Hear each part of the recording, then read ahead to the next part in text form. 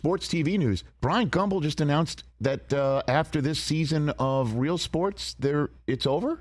Really? Yeah, it's over. Deadline Hollywood out here had an article really about an hour ago or so. Bryant Gumbel stepping away after 29 seasons, nearly 30 years. That is still... Just said it's time.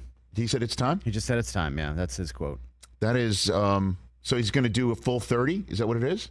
No, he's going to finish this season. Okay. I don't know if it's currently filming or if it started airing yet. I'm proud of the imprint we've made, and I'm ready to turn the page. Although goodbyes are never easy, I've decided now's the time to move on. You know, I mean, Susie's done a lot in her career.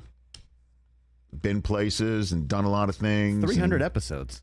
I would say, and again, next time she sits here, you can ask her, I would just bet her time producing Real Sports pieces and stories is number one on her list of things that she did, even though she wasn't on air for it. I mean, that's one of the peak jobs in our business. The story she told about going to Europe with Frank DeFord to do a piece on Juan Antonio Samaranch and the IOC. And I mean, because Real Sports was the 60 minutes of sports and has been. And I know, obviously ESPN followed up with E60 and we have NFL 360 on the NFL Network. But I mean, Real Sports is the gold standard. But of course, Max is just not going to find somebody to do it. Not going to spend the money on it. Is that what it is? Just like everything else in this world? It seems like Armakatayan would be kind of a logical. I mean, there's a lot of stories to be told still, and I hope they could keep it going. Unless Bryant's just like, they're like, we'll end it with you. That's what I'm saying, though. The stories, they're never ending. And like, there's still things. End this show. I'm sorry. I know.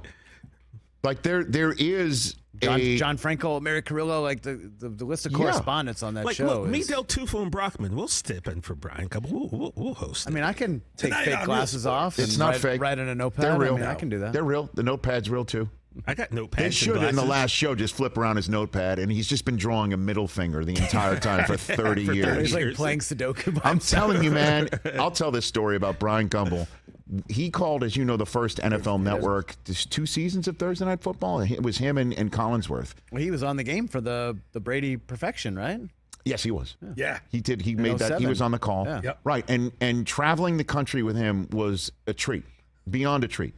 And we used to do 2 games, one on a Thursday, one on a Saturday. And the flight from Thursday to Saturday was frequently a rough one because we're boarding the charter at 1:30 in the morning. Oh, yeah. It's the whole crew, so it's it was like a 7:37 filled with all of us.